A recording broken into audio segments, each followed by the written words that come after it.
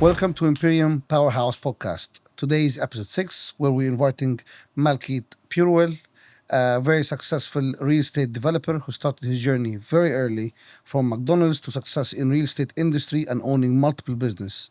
Malkit is the co-founder of Savoys Group, properties development and exclusive members club that specifies in lending and education. Malkit started his first property purchase in 2000, while he also holds a bachelor in management and masters in computer science.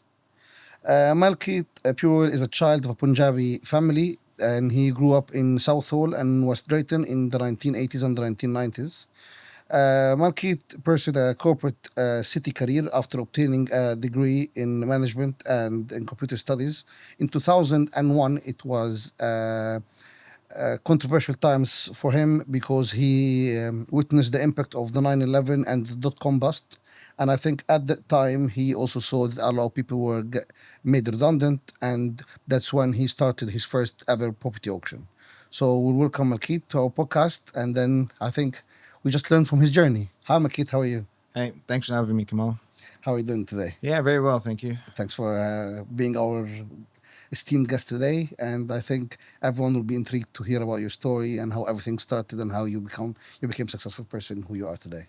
Well, thanks for having me. Yeah, so as you mentioned, I grew up from a Punjabi background, from migrant farmer parents, and I saw basically just growing up the amount of hard work they had to put in with doing multiple jobs per each of them, setting up their own businesses. So they ran like convenience stores, and the amount of hard work that they had to put in. And I didn't want to put in as much hard work. Working like 16-hour days is a lot. So hence I pursued an academic career, because at that time I thought this was the only way forward. So somehow got a degree and a master's and started the corporate career.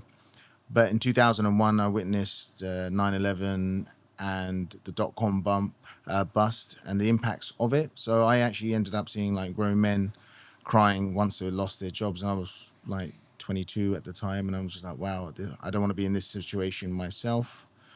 And how do I do it? And at that time, the internet was fairly new. There was no right move or anything. And I remember I was just at home. I was going through the local papers at the time, the Leader, the Gazette. And in the middle of the paper, you used to have basically a section for houses, so to rent and to buy. And I was just looking at the buying ones, and I saw a property in auction from a small auction company, and it had a property. And I remember the guide price was 80,000. And I'm then looking at similar properties in the other pages. It tend to go for about 150, 160. I ended up speaking to a few people, learning. This is a solicitor. This is what you need. This is how you can get a mortgage. I went to auction and actually got this property for 120,000. Was able to then get it refinanced at 160. Basically pulled my money back out, and basically that first 12 months we purchased 3 properties, and I learned a lot about renting properties. So you started the BRRR very early. Very early, without knowing it was BRR. We started that, and literally then I was just learning as I was going along, because obviously there's a lot to understand about boilers and getting a gas safe certificate and so on, and just basically understanding how tenants work and what they expect from a landlord. So I learned all this very early, and we actually pursued just the buy-to-let route. But one thing about buy-to-lets was you can make a couple of £100 per month, but if you end up with a big repair bill, it could wipe Wipe it out. Yeah, wipe out for the whole year. And I was just then thinking, well, there's got to be a better way about doing stuff. We ended up trying to add value to properties, like towards the late 2000s, we're adding extensions like a loft conversion. That gives you an uplift in the property, but it doesn't actually provide extra per month. Yes. That's significant. And the idea was, we want to create an income that was going to allow you to leave your 9 to 5 if you so wanted. And this is where in 2010 we came across HMOs. So when did you leave your 9 to 5? I only actually left in 2017. Oh, wow. Okay. So one thing I left out was I obviously worked with a business partner, and he was working within his family business. So the way we systemized the business was I was able to do a lot of the administration stuff in my spare time and around work. And when it came to viewings and checking out potential sites for us to develop, he was able to go have a look at them. So majority of the properties that we ended up purchasing, I never really had a look at them until after we actually got the property, and my business partner Sanjay would have seen it prior. But yeah, 2010 is when we came across HMOs, and we saw there was a gap in the market because at that time people only were focusing on student HMOs or social housing, DSS, LHA, whatever you want to call it, type of HMOs, and the private rented sector for professionals didn't really exist. Not many people were focusing on that. So I thought there was a little gap. And when I looked at rents for a studio flat in Uxbridge, it was like £1,000 a month. Plus, if you add your bills on, like a couple, £200-300, that's £1,300. But if someone's on a graduate salary won't of be able say to afford it. 20K, it's basically all wiped out. So we offered like an all bills in, maybe £600 for a room, and it all en suite. And that's literally where our HMO journey started. And then the other strategy that we still employ today is commercial to residential. In 2013, some The prior PD. PD scheme came in, and we've been utilizing that, and that's allowed us to become But I want to successful. ask you a question regarding HMOs. But doesn't an HMO have very high turnaround of tenants? How do you work with this? Because you can have a So tenant for 6 months or a year, and then they want to leave, and then you need to find another tenant. yeah, so HMO typically is if you move into an area, someone would, rather than to signing an AST for a 1 bedroom, 2 bedroom flat, he may just want to take a HMO room, see if the area is for him and understand a little bit. So potentially he could only stay 6 months. Yeah. We've got some tenants that are actually now been in there since the day that we started, so 14 years. So it does vary, but typically we find most people will stay at least 12 months. And it's no different for us than renting a studio flat Okay. because the same logic applies. So if a tenant's going to go, they give a month's notice.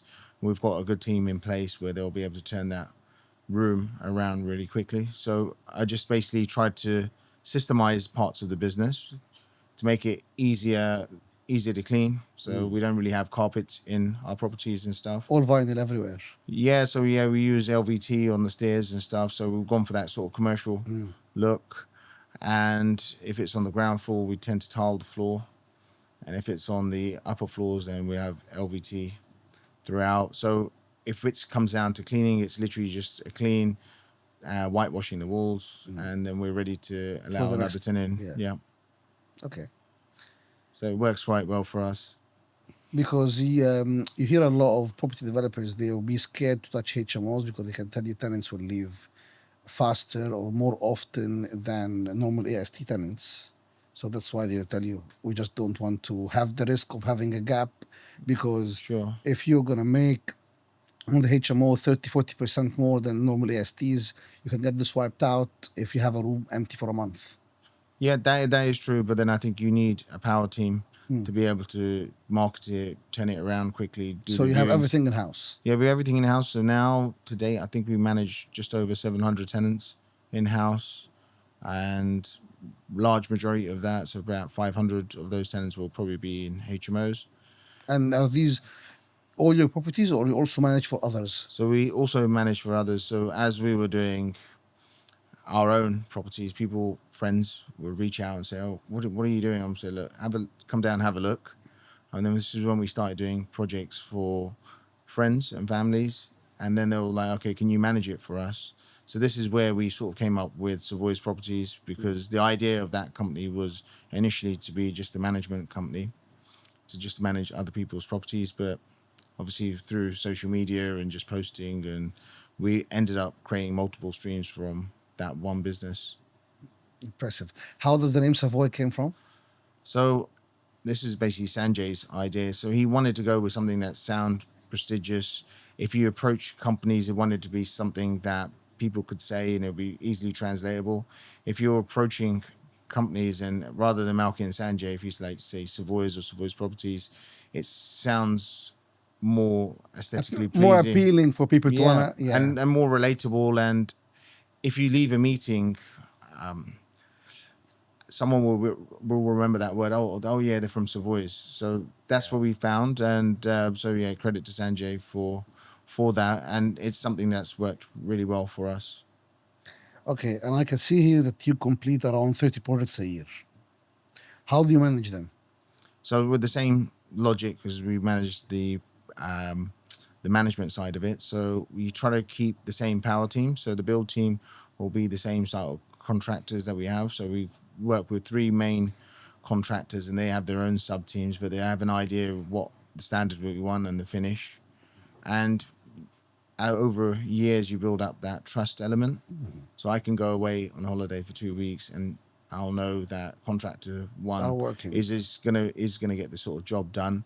And we try to systemize it in a way where I have someone within our team that will just go check up on all the sites, put pictures and stuff off in the WhatsApp groups. If there's any issues, they'll just highlight it to us, because obviously we're quite busy, one with family life and then two with work. So it's difficult for us to go To be to all the managed them sites. Yeah. personally. So you just basically need to outsource and have people that you can rely on that are going to be honest and truthful. And which areas do you really cover? Like, So when we started off, and it hasn't really changed, we basically focus where we grew up, which is around Uxbridge, and then we focus maybe 30 to 45-minute driving radius from there. in London or outside of London? So the closest we've come into London is Holland Park. We've done a project there, Acton, but No typically capital, no capital appreciation there. It's no, diminished. there's no capital appreciation. You got a lot of foreign money. Most people just want to park their money, just let it sit. So what we found was we just focused in the cheaper areas of London, which were basically West Drayton. So we looked at the Crossrail line, and when that was being announced in the 2000s, and we just saw, okay, what's the cheapest area to buy in? And I followed the line west, and I saw West Drayton. And at that time, you could pick up 3-bedroom houses for £200,000 freehold. How much it will be worth now? That same house, if you've done no work to it, probably worth 450, 500. Well, obviously, what we were doing at that time was taking that £200,000 house, spending 100,000 on it, converting it to a 6-bed all-ensuite HMO, and it was getting valued at 550. So we were able to pull our money out and a little bit extra, and then go again. When you refinance, do you refinance as one house or you refinance as HMO? So it's one house, but it's classed as a HMO. So you refinance residential or commercial? We focus on a commercial valuation. Okay. If you go with like a residual value, then it's basically values your 6-bed all-ensuite HMO that you custom made the same as if it was basically A small a hotel. 3-bedroom house with a loft conversion, rear extension. So they don't give you As much. the uplift that you've put in. Okay. But you pay more in interest. You pay more interest, and your valuation fee is higher, and so on. Is it worth it or no? Yes, because you're able to then pull more money back out, and Okay. you're able to then put that to use, and then it's just a rolling thing. Otherwise, if you go with the cheaper interest rates and so on, you're probably more likely to have to borrow from an investor for the shortfall that you have for buying a property. And So you mean when you do on a commercial valuation, you always take out the majority of the time you take out all the money back? majority of the time, but obviously it's all valuer dependent. They need to understand the value that you think it's worth, and they need to find that comparable as well, which is a little bit easier for us now because we've got a bunch of properties within the same areas where we can give comparable valuation reports. We are very different. You know this. I always focus on the other way around, on the cheapest monthly payments rather than getting the uplift. Because I think how I always look at it, it is I want to maximize the monthly cash flow as much as I can. Because if one small problem happens, it will wipe out all the rents that we have accumulated over 3 months, 4 months, 5 months, 6 months.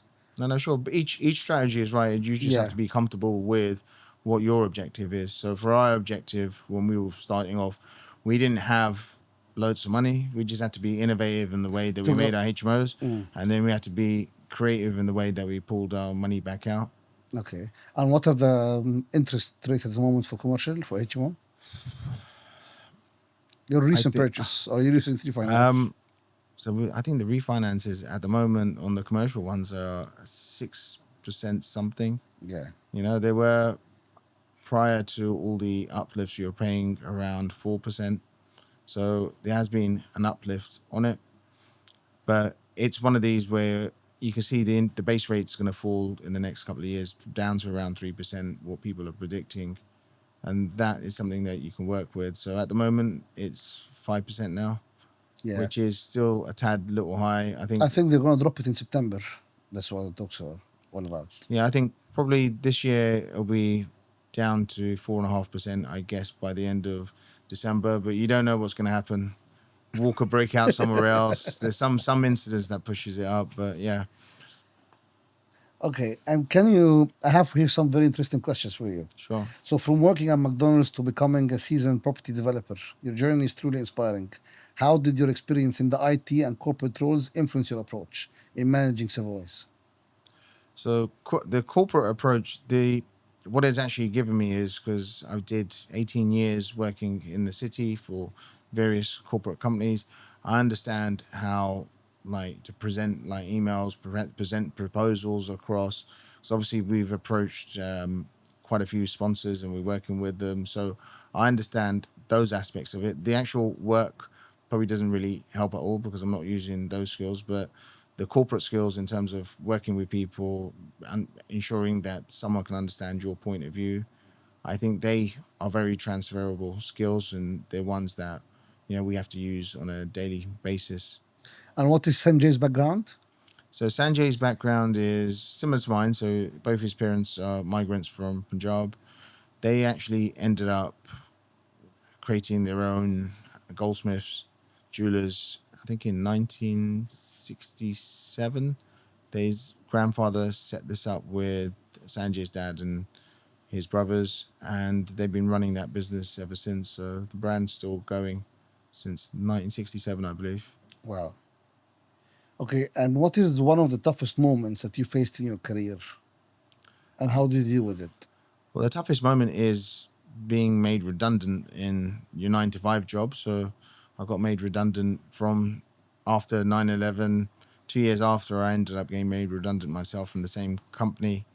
And then you want to find another job. But for someone to say, look, you need to pack everything up and go, sorry to let you know that you've actually lost your job. That is something that's surreal. And in that moment, you go home and you're like, oh, what am I going to do? Were you living alone at that time or with your parents? No, so luckily I was living with my parents. I already purchased several properties and they were all cash flowing per month. And I was quite fortunate that that was probably paying me roughly what my Job. graduate salary was.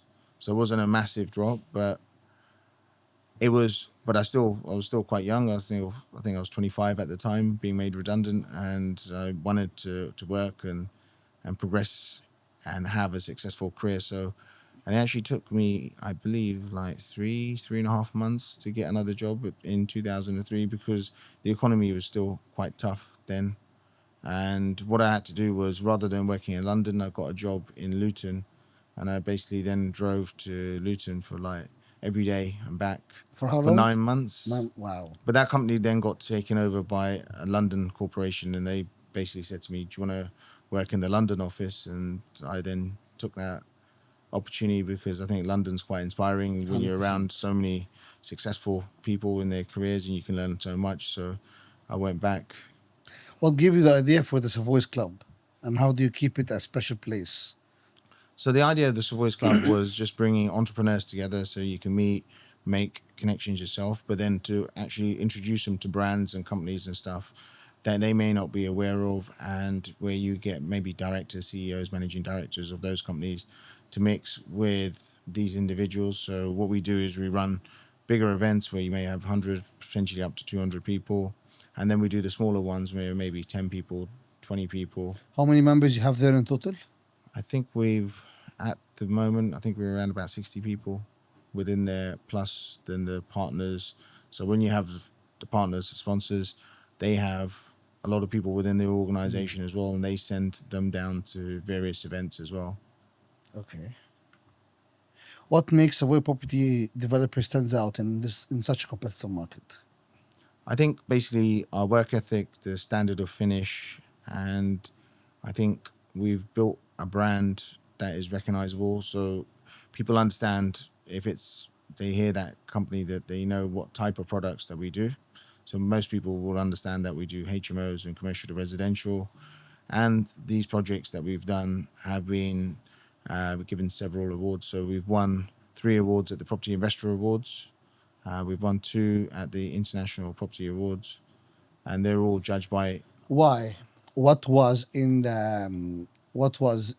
the property development aspect for these properties that made it different? I think the numbers is always a big thing because you're being judged by your peers. So these are other people within the property world, whether they be brokers, solicitors, property developers. These are the judges. So when they see something, so if I look at a deal now, I will always look at the numbers. I'm like, okay, they did this. Okay, now let me have a look at the finish of it and what do they do innovative in that situation. So the first award that we actually got, we started a project during lockdown. We purchased it for 670,000. We spent £500,000 on it in terms of the build and all the other costs, including the buying costs. The project at the end of 2020 was worth £2.5 million. So we made basically during the course of 3 lockdowns, so starting lockdown 1, finishing lockdown 3, we made 7 figures in that period where other people shut down projects and did not go. We somehow got Managed materials. to. We managed to do it, yeah. So the build trim was allowed to work. The biggest issues that we had was sourcing materials. And I remember ordering tiles from Victoria Plumbing, places that I would never order tiles from. You would go to certain places like Top Tiles Yeah. and Almarad Tiles and all these other places. But we had to find places that We're stopped. open. And Were we're open, yeah. Screwfix shut for a couple of months because they're all waiting for guidelines from the government so then they can give down to their stores and their employees. So it was a tough time, but we got through it, and it's probably the award that we're most proud of. When you look at the property, what are when, for example, now let's say you're on Rightmove, where do you buy? Auctions or online or? Everything. So we'll look at auctions. We look at stuff that's on Rightmove. We'll have a look at stuff that's on commercial websites like State Gazette. And then we have basically some deal sources that contact you with some sites that are off market. And then some of the agents that we've been working with over time, they contact us saying, I've got this site, it's going to come to auction, it's going to come To to the market, market. but you may be able to secure this beforehand if you can agree on this price. So you have that. That what we do, which is different, is I look at sort of grey areas where we can get something out of it more than what They the think. other developer may not have thought of. So, for example, the deal that we mentioned before, we actually had a look at this site, and most people that were looking at it were developers, and they said, "Oh, it's not great. You only can get 5 flats in there." That same development, we ended up getting 10 flats. We utilized like the loft area, but the loft area didn't have height, but we dropped the ceilings down on the first floor, created enough head height in there, got 2 flats in there, utilized the undercroft, which other people weren't going to do. We got 3 flats there, so we ended up with 10 flats in total. If you're now looking at a property, what will be, let's say, the 5 most important points that you will look at, that you will take into consideration, that will make it a yes or a no buy? Okay. So first thing will be, what can I do with the property? So if it's a house, then I know probably the best thing I can do is a HMO. If it's a commercial property, I may be able to do like multiple units, so flats, and potentially a HMO. So I have to work out the strategy to it, work out how much it's going to cost me to do it, how we're going to fund this project, the time period that it's going to take, and most importantly, the exit strategy for it. Do you really look at hospitals need to be nearby, schools, transportation, or no? Not really, because the areas that we operate in are in and around London. London's probably one of the most densely populated areas, and all those amenities are there. I think that normally relates to if you're going outside of London and some towns and cities, it's very important to be close to a train station or Because hospital or school. you focus on HMO, so then you're really focusing on a certain age. I don't think any of your tenants will be above certain age. So does that make any difference when you're looking at at an area? You need to make sure that certain age, the population over there have around certain age, or it doesn't matter? So typically, most of the properties that we probably rent are 25 to 35 age range. You know, we do get some graduates that are sort of 21 upwards, but it's normally within 25 to 35. And what we've probably seen is with the crisis that we had with cost of living, that it's probably stretched a little bit. So maybe now 25 to 40. So people are still staying in HMOs for a little bit longer because they want to save more of their money because they've been squeezed on other things such as fuel and food and so on. What was the biggest challenge or the most unique challenge you found when you were converting a commercial to residential? So we have, I think, one of the projects that we did, we had a lot of local opposition to it. So I had basically a neighbor who didn't like the fact that we're changing this under PD to flats, and he was literally just constantly reporting us to planning enforcement. I don't think the tile colours match. I don't think the brickwork matches. And then you're constantly then having to deal with a planning enforcement issue, trying to show that this is all okay. And yeah, so this is one of the issues that we have. So what I try to do when I start a project is I try to not be known to the neighbors, because as soon as Otherwise, you they will harass you. yeah, because as soon as you say, hi, my name's Malkit, here's my number, call me for any issue, they will call you on every issue. So I try to like get into a project. I'm like, guys, 6 months, I want to start, I want to finish, and I want to be out of it. But yeah, neighbor disputes are probably the most challenging ones that we have. And the Savoys do specialist lending. Yeah, so And basically, tell us a little bit more about this. yeah, so I think it's in 2018, we had the opportunity to buy a share of a new startup lender. So we bought into a share, so we owned 20% of this new business. And as we were making money from our own projects, we said, well, can we lend you some of ours? So we created like a sister company underneath to do lending. Bridging loan type of lending? Yeah, Or? so we're just doing what we would call mezzanine lending. So, for example, if you're 10 grand short, well, the lender was, it's not the lender, the borrower was 10 grand short, we'll lend that 10 grand and it'll be a little bit higher interest, and they can then just lend it all at once. So rather than, it's two loans, but they'll package it as one. And it was allowing developers to complete a project that is financially viable, but just needed that little mezzanine funding on top. But what ended up happening for this startup lender was COVID hit. The lending line that they only had one for it. And they basically just pulled the plug and said, okay, we're not going to be able to lend you any more money. And so basically, once this company's basically pulled all the loans back in, once they completed, there was no more business. But then myself and Sanjay had this lending business that we had ourselves, and we said, okay, what can we do with this? Well, we were starting to do client projects, not just friends, but just third parties that we probably never met before. So if we're doing that, we just basically incorporated the same logics. Well, if they're like 20 grand short, but we know the deal makes sense because this is the type of properties that we do, we'll lend them the money. And in some cases, we worked with our broker where you'd have someone that may be getting divorced and he's fell into a little bit of depression. He's fallen behind on his house payments for a couple of months, but he's got a project. Now, lenders aren't really going to lend to him because he needs to sort out this CCJ or whatever he has. So we could basically lend to him. And since we've did that, none of the loans have actually gone bad, but it's just So you never had any defaults? no. And what's the highest loan value? The highest loan value probably done is 300,000, but typically most of the loans are sort of sub 100K. Okay. And what sort of interest? So the interest will vary depending on what charge it is. So if it's the first charge or second charge, so it'll be from 1% per month up to 2%. And it depends on the loan to value and whether it's first or second charge, and that will dictate the interest rate. What is the longest lending term? The longest lending term is 12 months. We've had some that have gone over, but you have to be flexible with a borrower because You if want you're the not, money back? yeah. So well, if you don't work with a borrower and you say, well, I'm pulling this project from you, it's just you're not going to be able to finish it. And And the cost of repossession yeah, is hard, and it's a high. dirty game. it's high. So we've only, I think, a couple of times had to just extend to loan for a month or so, and on the whole, it's gone okay.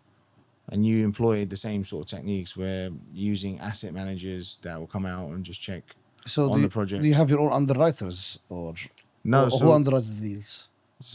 we underwrite it ourselves. So it's our own capital that we lend out. Okay.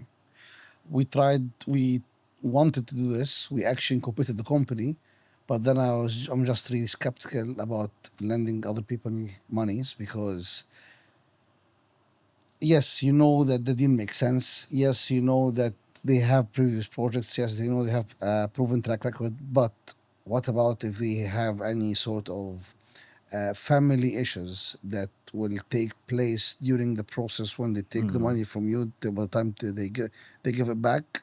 It's just a little bit of Yeah, no, I completely agree. It can be daunting and scary. So, but for us, it's worked out so far, and I think maybe in the future, as we grow and systemize and stuff, maybe it's a field that we go into where you basically get a funding line from a a bank. lender or a bank, and you do this. But it's not a stage that we want to do it at the moment. But we're happy to just help people with their projects, and then if they're short on the funding, just bridge that gap. In your opinion, what the must-have qualities of a successful entrepreneur?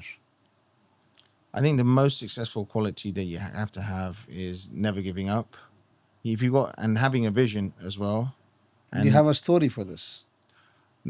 Something that went hard for you and you just kept pushing and pushing and pushing. well, there's been so many incidents. It's basically going into lockdown. I think was probably the hardest thing. And when we went into lockdown, we had 10 projects on the go, varying from a 6 bedroom HMO conversion to 10 flat office conversion, and we've got basically bridging and development loans on all of them. Now we've gone into lockdown, and we've allowed the government allowed us to carry on with building work, which was great. We finished some projects, but then I couldn't come off the bridging loan because valuers weren't allowed to come out to site. So they're waiting for guidance from the lenders. The lenders were waiting for guidance From the government. from the government. And I remember sitting with Sanjay and just said, well, look, the fundamentals haven't really changed. We're going to come out of this crisis. We can't be in it forever. No one knows what's going on. We can't be in it forever. When we come out of it, is anything going to change? There's still a shortage of homes that are out there. There's still a shortage of the number of homes that are being produced each year. There's a shortage of rental properties. So I think we're going to be okay. So we persevered with all of this stuff. We had some purchases that we actually agreed to buy prior to lockdown. Luckily, we were able to negotiate the price a little bit lower while we were in lockdown. And when we came out, obviously the market just boomed. That yeah. They boomed, and so those projects that we agreed during lockdown and before, they actually went up in value without us having to do anything. So that year was actually probably one of the most profitable years, and it was probably the time that we were the most scared. But yeah, so it comes back to that quality, never giving up, and having you have to have a vision and see it out. So this is two of the main things that I've seen in entrepreneurs that I've met. Do you think it's better to work on your own or to have business partners? I think it's not a problem having business partners, but they have to share your vision. What I've noticed now that we've been doing social media and meeting people is I've seen so many people that have broken up uh, business ventures, and the reason they've broken up was they will go into it. One of them really enthusiastic, willing to work like 16 hours a day, work 7 days a week or whatever on the business, whereas the other person wants to take time out, doesn't want to work that many hours, wants to work Yeah. 5 hours, 6 hours, and they never discussed the amount of time they're going to be putting in and everything. They're just like, oh, we're going to do this, we're going to create this brand. They were too focused on branding and marketing rather than discussing the work ethic on how they were going to progress.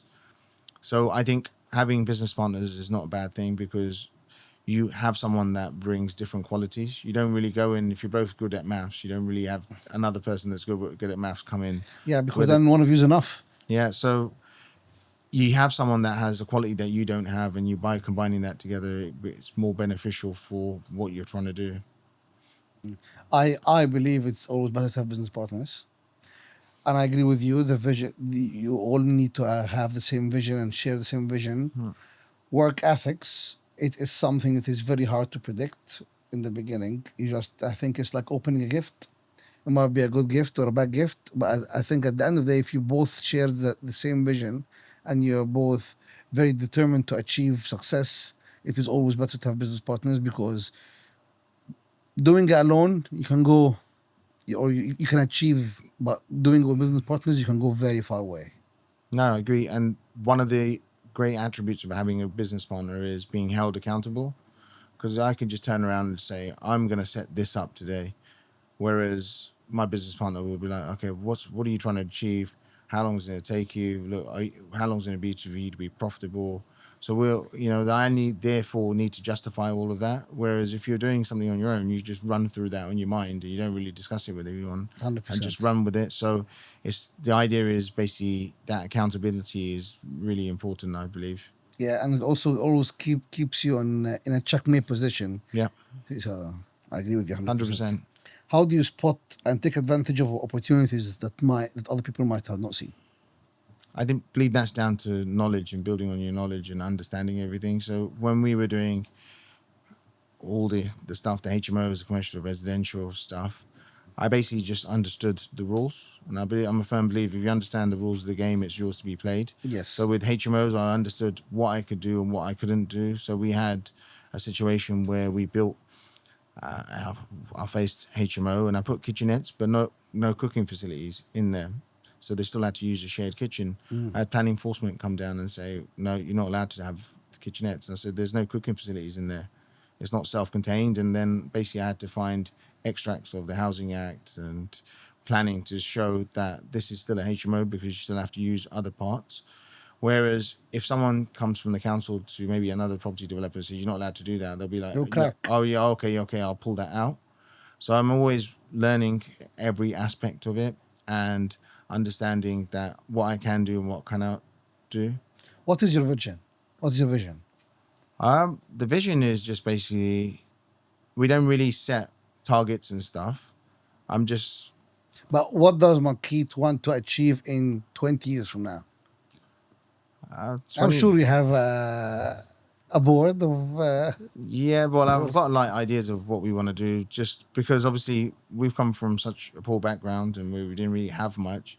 So everything that we're doing is like, oh wow, I can't believe that I've done this. So just for example, we did a retreat and we did it to Albania, and we ended up getting the two biggest people in Albania as a part of the retreat. One, we took 80 people there, which was unheard of. We took over a whole hotel.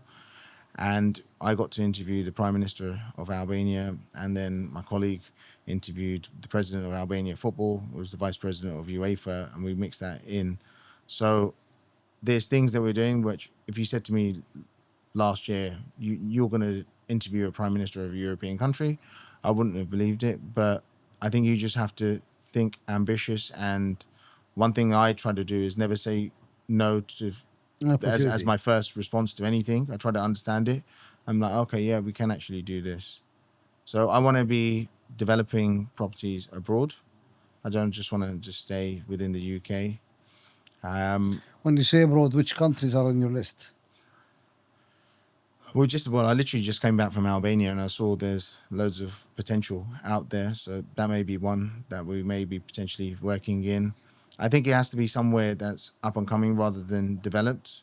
Because it's like London. If you go into London and you say you want to be a developer, It's you done. need to be like a billionaire to It's do it. done. Yeah. However, if you go to a European company that European country that is developing, they actually want foreign investment in. Investments. Yeah. So, for example, if you take Dubai, in the 1990s, no one would have envisioned what it is sort of today.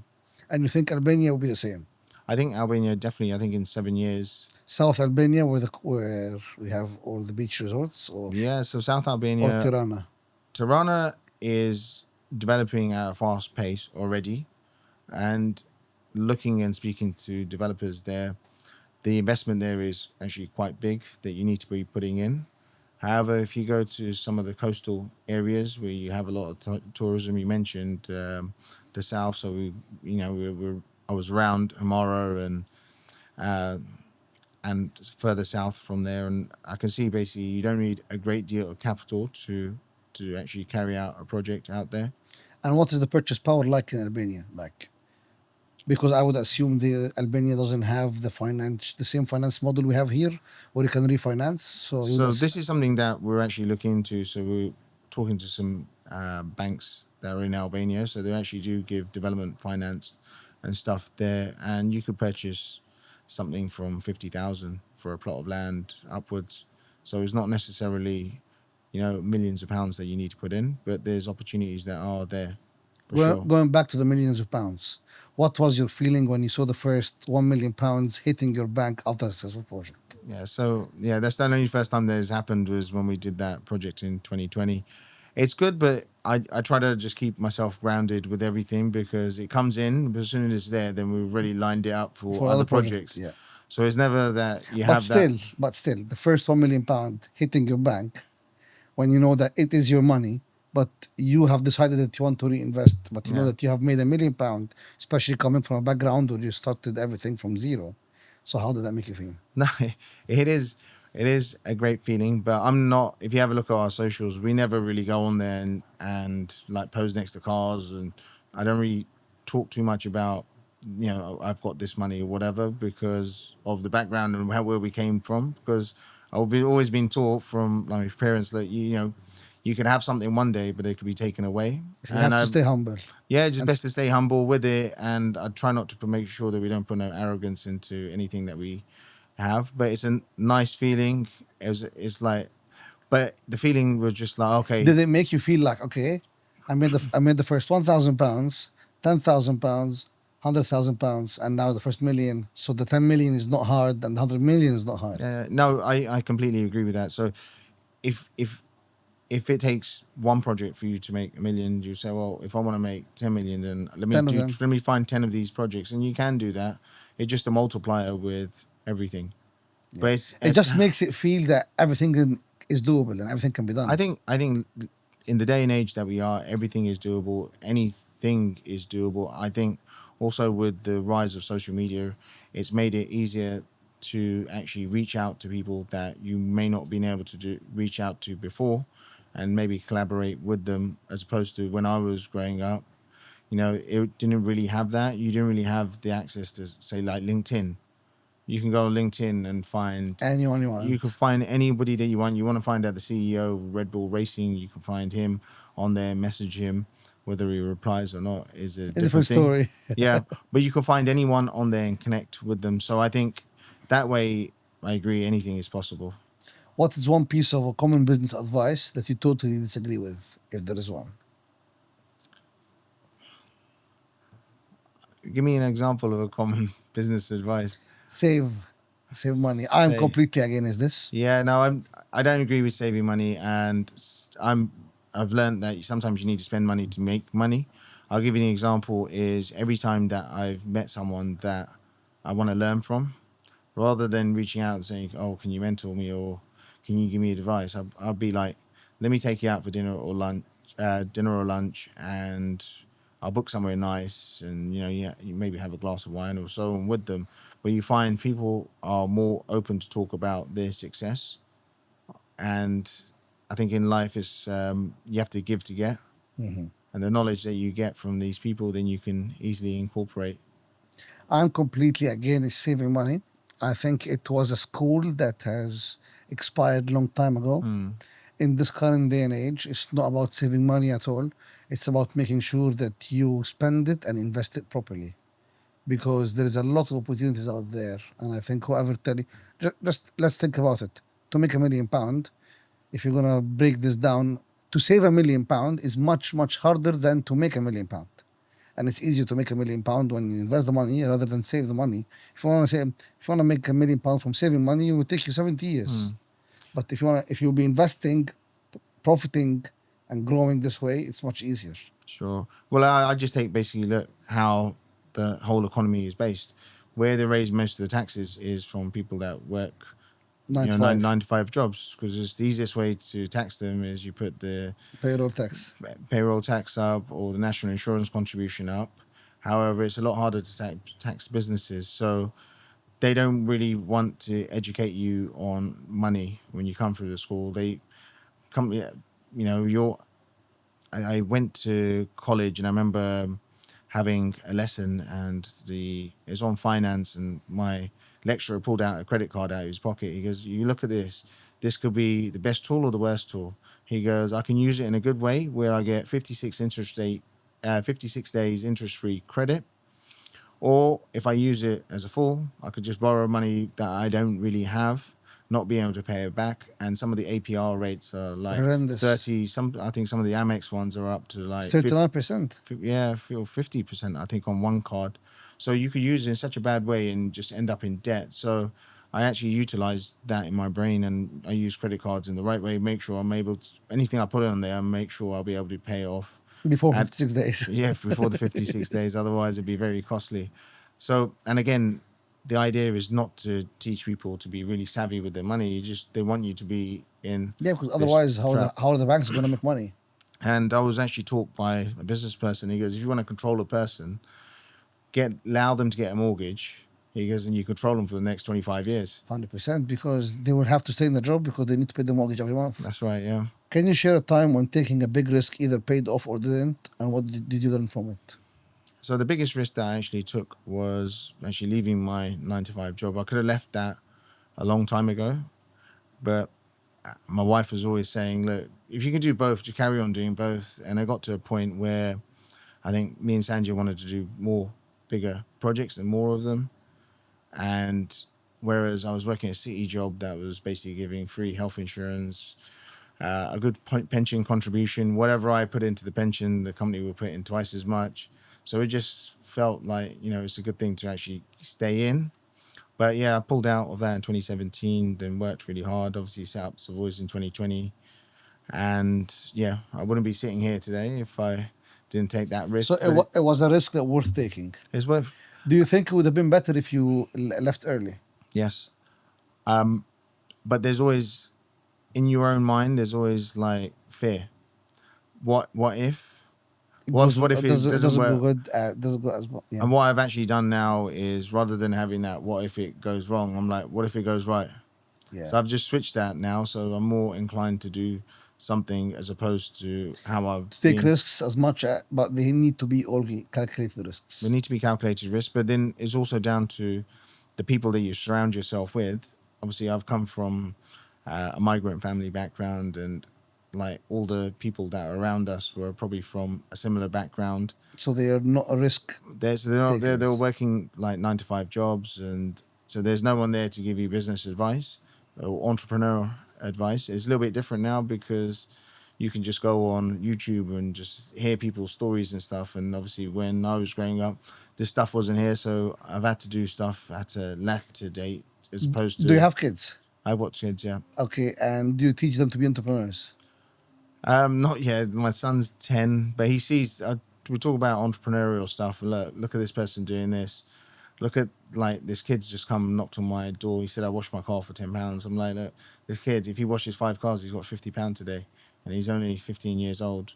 So we talk about stuff like that, but I think the entrepreneurial advice is sort of given over time. Like, he'll be sitting with, say, myself, and I've gone for dinner or lunch with another family. You may talk business, whereas where I was growing up, we just sat quietly, just ate our dinner. Whereas what I realized with upper middle and upper class is basically they just talk business all the time, and that then is fed into To the the kids. kids.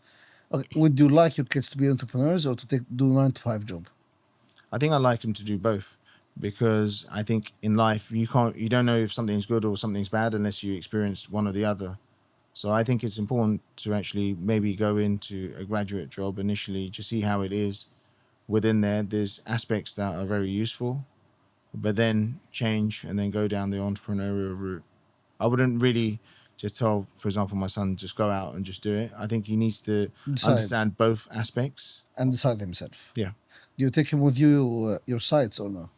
Yes, I do. So especially like now it's going to be summer holidays. So he comes to me to my office, and then when we go to site visits, we go show him a few of the sites. So he is learning, and so he's like 10 now. So, but over the years, when he was like 6 months old, I would take him on sites as I'm driving past one of my projects.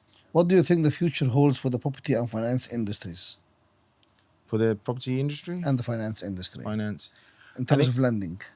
I think lending will become more creative, and it'll probably need to be, because I don't think there's ever been a time that there's so many lenders that are out there, and then you've got, Regulated and unregulated and etc. yeah, both. So they, what I've realized is, as I'm speaking to, say, unregulated lenders, they're now getting more creative on how they can lend you money, and how they may be able to give you that extra 5% that you may not been able to get initially. What I see with the property industry is Labour government's now come out and said they need to build 1.5 million homes over 5 years. So Do you think it's achievable? I don't think it's achievable, but they've had to set a target, and they're going to be held accountable when it comes to the election, because it's in their manifesto. So for them to be able to achieve this, they're going to have to change, one, the planning system, probably two, maybe bring in some more PD rights. So the Conservative government previously were discussing changing a single house into two flats under PD. Maybe that's something that will come in, and that will see an influx, especially within like London areas of new homes. And probably they're going to have to look at maybe going into the green belt and creating. I think green belt would be one of the most driving factors that can help in achieving the 1.5 million, because you're talking 1.5 million homes. Doesn't matter how many houses you can convert. Okay, I think it's really all the commercial offices to be converted to flats, and to try and go in green belts, and definitely to ease the. And maybe the other aspect is modular homes, where you got That's these. already Yeah, so they're already out there, but the problem I've seen with them is basically getting them refinanced afterwards, is because impossible. no one wants to lend on a On modular modular home, home. they all want traditional built. That's the problem, yeah. So, and even though these homes are, most of these modular homes are really well insulated and tick all the boxes, and I've seen some of these hoof houses that German companies basically provide, and some have been built around Surrey, but to actually get these financed afterwards is very difficult. And what do you think about the interest rate? Interest rates is I basically think quite. Bank of England is going to help. Yeah, I think so. So I think the government and the Bank of England all know that if the interest rate's lower, it encourages more spending, because people have more money to spend in their pockets. I think the interest rate will head in the next couple of years towards 3%. 3% is a time where more people are inclined to invest in property. What you tend to find is that now, with interest rate at 5%, you don't necessarily need to be in property to earn a decent yield. You can go probably to a bond or like a high Exactly. saving account, which you haven't been able to do over the last 14 years. Yeah, I just the more they drop the interest rate, people will take their monies out of the bank and spend it in the economy. But having high interest rates, then why? You can get 5-6%. Yeah. If you can go back in time, what piece of advice would you give yourself? I would basically go back and tell my younger self to just go for it, just start sooner, take bigger risks, because I've always been risk averse growing up. Has there been any property that you regret not buying? Probably loads. I remember before even 2001, I went to have a look at a house, and I had basically the mortgage and everything lined up, and I think this was in 2000. So I just got a job, and I just thought, well, I can get a mortgage now quite easily, and I had the deposit saved up because I was doing stocks and shares during the dot-com boom. And I went to have a look at a house, and I took a friend who doesn't have property and is very risk averse. And I remember this house was £135,000 near Uxbridge for a 3-bedroom semi-detached house. You'd have I made so much money on this house now.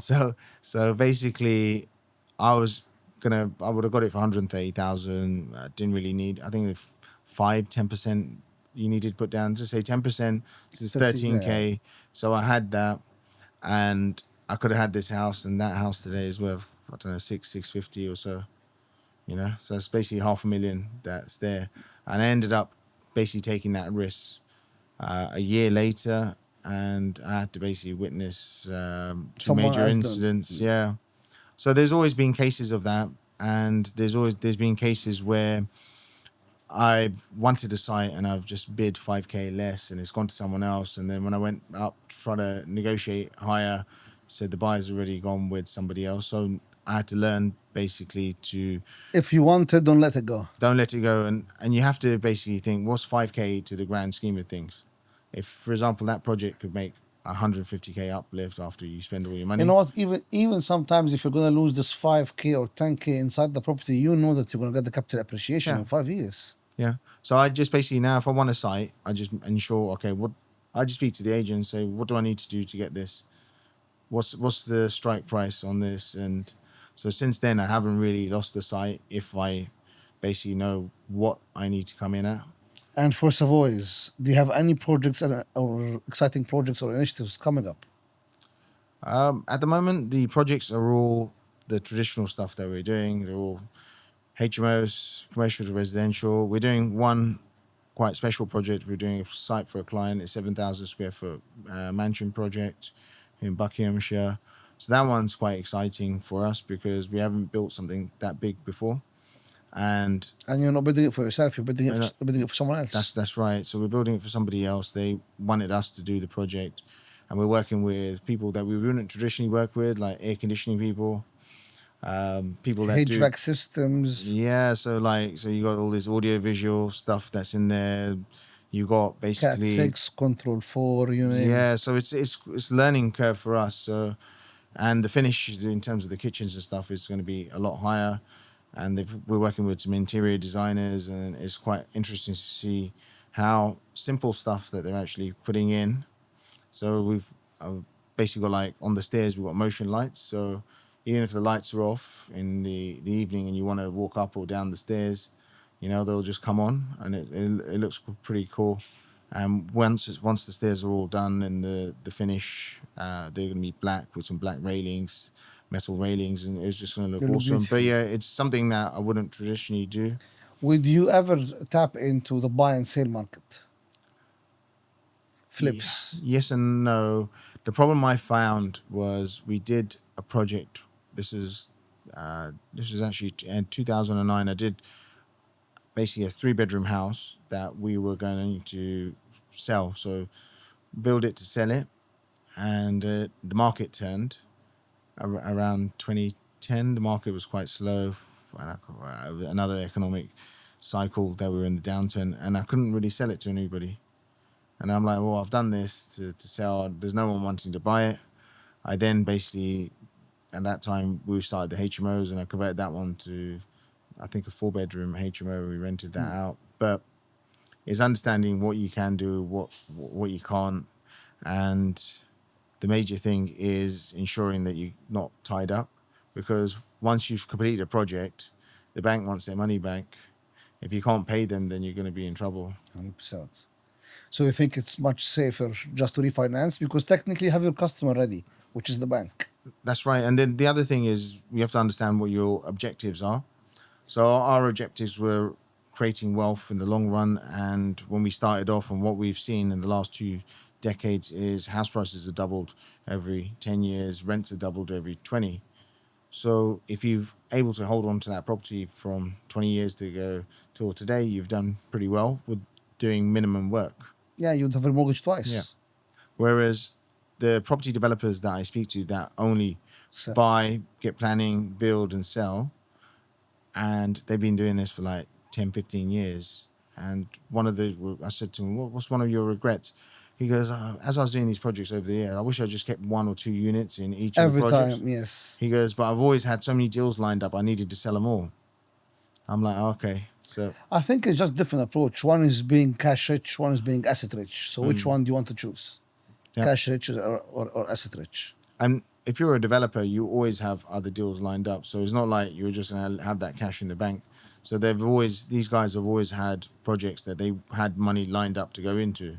So they need every penny out. Yeah. For the listeners looking to break into the property market, what advice would you give them? Well, first thing is learn a strategy. Understand what you want to do, because I've seen so many people just buy something and say, "Oh, I'm not really making a great deal on it." Because I think now buy to let, especially in the south of England, is dead. I think in the northeast you probably still make a decent yield. So if you basically just go in and just buy a property and say, "Okay, look, now I'm on the housing ladder," and so on, you're not going to make any money. So have a strategy, whether it's HMOs, commercial, residential, service accommodation, rent to rent. Understand it, and then maybe get mentored, like see other people that are operating the same strategy, and then go into it yourself. So your advice is to go find the strategy that you are comfortable with and you can afford and just stick to it. That's right. What's one inspiring piece of advice or a tip you give to future entrepreneurs? If your son is now 18 years old, what an inspiring advice you give him? So I was actually listening to like a music song, and basically at the end of the song it says that life's a game. Understand the rules of the game. It is yours to be played. And I just then thought back. I'm like, actually, that's so true, isn't it? So if you go in, it doesn't matter what we're doing. If we're playing cards, whether it's like football or whatever, it's a game. If you understand some logic and rules to it, what we can do, what you can't, you can actually utilize it. But if you just go in there blind and just try to think that you're going to be able to do something, you'll end up failing. So from all the entrepreneurs and stuff that I've met, the most successful ones had a strategy. They understood what they could do, and they just implemented it better than anybody else. Do you agree with entrepreneurs need to have mentors or not? So we've had mentors. I There's two words for it: mentors and educators. Mentor is like, you sit down with someone at work, your boss, and he'll run through something with you. Or I sit down with people that are doing something that I want to do. They're mentors, or I call them friends, but you learn from them, and they've done what you're going to be doing. Then what we have now in the social media world is we've got people that pay people for advice and so on. I look at them as educators as such, but and they both play an important part. And sometimes if you're doing it on your own, you need to be held accountable. And that's what mentors or Mentors as well. educators do. They just basically hold you accountable. And it's important to have people like that. So when you started 10, 15, 20 years ago, I assume you didn't have a mentor. You just was self-educating yourself. Yeah, so at that time, say early 2000s, YouTube, I don't think even started. I think YouTube was like mid 2000s. So I just basically had to learn everything myself. And then I went and saw people that were doing property. You're like, what are you doing? I was just getting buying this house. I do it like this. I put it on rent. So we went through that. And then I was trying to find a strategy. And at that time, YouTube was new. There wasn't really much on HMOs and stuff that are out there. I basically reached out to some people that were renting properties in the area as HMOs, looked at some good ones, looked at some bad ones, and then worked out where we wanted to position ourselves. So you would think that if you had a mentor back then when you started, you would have excelled more. I think Excelled. so. Like if I had someone, if I knew the direction I was going, so I was in property.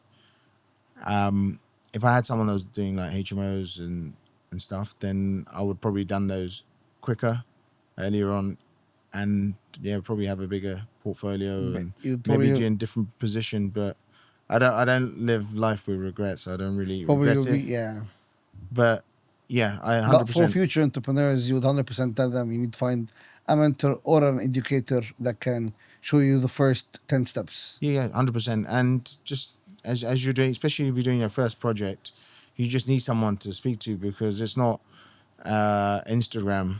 So it's not just like a movie story where someone's No. driving a sports car and like, just collecting cash every month. It's actually quite challenging. I met someone on the weekend, and they basically renting a HMO, and they said the first tenant they actually got, we forgot to register the deposit with DPS or TDS, one of the bodies, and there was a dispute over £50 for some cleaning that needed to be done. He goes, my business partner didn't pay that £50, but this person's then gone to TDS and said, look, my deposit wasn't protected. I wasn't given this. And for that £50, they got £7,500 £7,500 fine. Wow. Yeah, and all they had to do was give £50 back. So It's a learning curve. it's You a need, learning curve. Yeah. yeah. Whereas if, for example, if they just spoke to someone, say, "Oh, I've got this. I shouldn't really give it back, but I've just checked. I haven't registered a deposit." The first thing that someone will say is just give Give them it the 50 back. back. Yeah. You give them an extra £50. Shut up. 100%. Yeah, so there is that. So these mistakes can be easily avoidable, but sometimes you just need someone to say, look, make sure you register deposits, make sure you do this, because you're so focused on like trying to On build. building, and you Yeah, just miss that's right. the small points that can actually cost you much more. And yeah, it's a big fine as well, £7,500. And I think it's becoming a criminal offense now as well. Yeah. But the thing is, they're bringing all these Laws and rules. laws basically aimed at like big criminals and drug dealers and stuff. So, Proceeds of Crime Act, and with the Proceeds of Crime Act, they're gone after people that may have done an extension, but didn't get planning on it and been renting out, and basically prosecuted them and said, okay, because you didn't have planning for that loft conversion that's oversized, we're going to do you under the Proceeds of Crime Act, and you've had that for a couple of years, that extension. So whatever you've earned over the last 2 years is basically a proceed of crime. And I've seen that just in the papers. I'm just like, wow. And it's ridiculous. Yeah, I And think so. on the other side, the government is saying we want to build 1.5 million houses. It's just Yeah, I think people need to, well, the local government, national government need to work with landlords and investors, because landlords are leaving the market at an extraordinary rate. So 66 rental properties are leaving the private rented sector every day, which is basically led to the shooting up of rents and reduction of supply. And you need some incentives for developers to meet those targets that the government's now set. So hopefully they'll work with us. hopefully, fingers crossed. Thank you very much for your time today. No, It thank was you. really inspiring to learn from you, as your journey has been really inspiring and had a lot of very successful stories. And I'm sure all our listeners will be very intrigued and will be very pleased to listen to this. And if anyone has any questions, please just text us on Instagram at Imperium Powerhouse, and we'll make sure that any questions is answered straight away. And if any questions will be for Malkit, we'll just send them over to him. Thank you very much for your time. Yeah, thank you. Thank you very much.